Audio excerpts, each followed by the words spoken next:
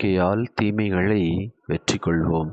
கிறிஸ்து இயேசுவில் அன்புமிக்க சகோதர சகோதரிகளே, இன்று நாம் தாயாம் திரு அவையோடு இணைந்து பொது காலத்தின் 24ஆம் வாரத்திலே இன்றைய இறை வார்த்தை வழிபாட்டிலே சிறப்பாக திரு அவையானது திருத்தந்தை புனித கொர்னேலியுஸ், பேராயர் புனித சிப்ரியான் இவர்களின் விழாவை நினைவு கூர்ந்து கொண்டாட நமக்கு அழைப்பு விடுக்கிறது. இன்றைய சமுதாயத்திலே மனிதன் சந்திக்கக்கூடிய சவால்கள் ஏராளமாக அமைந்திருக்கிறது என்பதை நாம் நன்றாக அறியக்கூடியவர்களாக இருக்கின்றோம். குடும்ப பிரச்சனைகள், வேலை சுமைகள், நோய்கள், பொருளாதார குறைபாடுகள், சில நேரங்களில் நம்பிக்கையை விட்டுவிட வேண்டும் என்னும் கவர்ச்சிகள் எல்லாம் கிறிஸ்தவர்கள் சந்திக்கும் ஒரு மிக சிறிய ஒரு துன்புறுத்துதல் என்றே நாம் கூறலாம். இன்றைக்கு நாம் விழா கொண்டாடக்கூடிய புனித கொர்னேலியுஸ் மற்றும் புனித சிப்ரியான் இந்த போராட்டத்திலே, நம்பிக்கையின் போராட்டத்திலே ஒருபோதும் அவர்கள் தன்னை கடவுளுக்கு எதிராக செயல்படாமல் அந்த கிறிஸ்தவ விசுவாசத்திற்காக அவர்கள் உயிரை கூட கொடுக்கவும் தப்பறை கொள்கைகளை, அதாவது தீய கொள்கைகளை அவர்கள் எதிர்த்து போராடி கிறிஸ்தவ விசுவாசத்தை நிலைநாட்டினார் என்பதை இவர்களுடைய வாழ்விலிருந்து நாம் எளிதாக கற்றுக்கொள்ள முடியும். புனித கொர்னேலியுஸ் பாவிகளை திரும்ப ஏற்றுக்கொள்ளக்கூடியவராக இருந்தார். கிறிஸ்துவுக்கு பின் 251 பேரரசர் டெசியஸின் துன்புறுத்துதலால் பல கிறிஸ்தவர்கள் உயிருக்கு பயந்து தங்கள் நம்பிக்கையை விட்டுவிட்டார்கள். அதன் பின் அவர்கள் மனம் திரும்ப வந்தபோது நவாசியான் என்ற ஒருவர் திரு அவை ஒருபோதும் மன்னிக்கக்கூடாது என்று கடுமையாக எதிர்த்தார். ஆனால் கொர்னேலியஸ் திருத்தந்தை கருணையோடு, கிறிஸ்துவின் இரக்கம் அளவற்றது, உண்மையாய் மனம் திரும்பும் ஒவ்வொருவரையும் திரு அவை தாயாக தழுவிக்கொள்கிறது என்று அறிவித்தார்.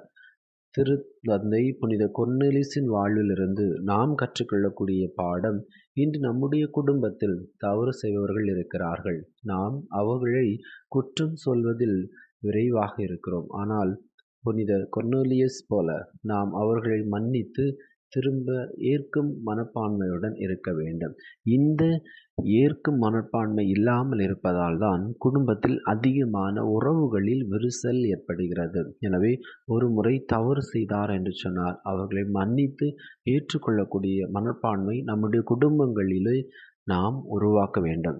இரண்டாவதாக புனித சிப்ரியான், தன் ஆடுகளை காத்த ஆயர். கிறிஸ்துவுக்கு பின் 257 பேரரசர் வலேரியன் ஆயர்கள் மற்றும் குருக்களை கைது செய்ய ஆணையிட்டார். அப்பொழுது கார்த்தேஜ் நகரின் நீதிபதி சிப்ரியானை அழைத்து வந்து கேட்டார், நீங்கள் அரசின் கடவுளை வணங்குவீர்களா அல்லது உங்கள் வேறு தெய்வத்தை வணங்குவீர்களா என்று கேட்கின்ற பொழுது சிப்ரியான் அமைதியாக பதிலளித்தார், இல்லை, நான் ஒரே கடவுளாகிய இயேசு கிறிஸ்துவை மட்டும் வணங்குகிறேன். அவர் தன் மக்கள் முன் மரண தண்டனைக்கு தீர்ப்பளிக்கப்பட்டார். அவருடைய விசுவாசிகள் அழுகையோடு அவரை சுற்றி நின்றனர். அப்போது சிப்ரியான் சொன்னார், அஞ்சாதீர்கள், மரணம் என்பது முடிவு அல்ல, அது நித்திய வாழ்வின் வாசல். பின் அவர் தன் ஆடைகளை ஒழுங்காக மடித்துவிட்டு அமைதியாக தன் கழுத்தை வாளுக்கு கொடுத்தார். இவ்வாறு மறைசாட்சியாக தன்னை முழுவதும் இறைவனுக்கு அர்ப்பணித்து கொண்டார். இவருடைய வாழ்வில் இருந்து நாம் கற்றுக்கொள்ளக்கூடிய பாடம்: இன்றைக்கு யாரும் நம்மை வாளால் கொல்லவில்லை. ஆனால் உண்மையை பிடித்து நிற்கும்போது வேலை தளத்தில், பள்ளி கல்லூரிகளில், சமூக ஊடகங்களில் நாம் நிந்தைக்கும் அவமானத்திற்கும் உள்ளாகிறோம். ஒரு சிப்ரியான் போல நாம் பயப்படாமல் நேர்மையோடும் உண்மையோடும் விசுவாசத்தோடும் நாம் இறைவனுடைய குரலுக்கு செவிமடுக்க வேண்டும். ஆம், கிறிஸ்து இயேசுவில் அன்புமிக்க சகோதர சகோதரிகளே, இன்று விழா கொண்டாடக்கூடிய புனித கொர்னேலியுஸ், புனித சிப்ரியான் இவர்கள் இருவருடைய வாழ்வும் நமக்கு கற்றுத்தரக்கூடிய பாடம்: பிறர் குற்றங்கள் செய்கின்ற பொழுது, குறைகள் புரிகின்ற பொழுது அவர்களை மன்னித்து மீண்டும் ஏற்றுக்கொள்ளக்கூடிய மனப்பக்குவத்தை நாம் நம்முடைய வாழ்வில் உருவாக்க வேண்டும். இரண்டாவதாக, உண்மையோடு நீதியோடும் நேர்மையோடு நாம் வாழ்கின்ற பொழுது, கிறிஸ்தவ விசுவாசத்திற்கு எதிராக போராட்டங்கள் வருகின்ற பொழுது, ஆண்டவர் இயேசு கிறிஸ்துவை நாம் மறுதலிக்காமல் உண்மையாக அவரை நாம் ஏற்றுக்கொண்டு அன்பு செய்கின்ற பொழுது நாம் நிலை வாழ்வை ஆண்டவரிடமிருந்து பெற்றுக்கொள்ள முடியும். எனவே இந்த நாளிலே நாம் பிறரை மன்னித்து ஏற்றுக்கொள்ளக்கூடிய மனப்பக்குவத்தை உருவாக்கவும், எல்லா சூழ்நிலையிலும் நம்பிக்கையை நாம் கைவிடாமல் இறைவன் மீது முழுமையான நம்பிக்கை கொண்டு கிறிஸ்தவ விசுவாசத்தை வளர்த்தெடுக்கவும் தேவையான அருள் வேண்டி இறைவனை நோக்கி மன்றாடுவோம். எல்லாம் வல்ல இறைவன், தந்தை, மகன், தூய ஆவி உங்களை நிறைவாக ஆசீர்வதிப்பாராக. ஆமேன்.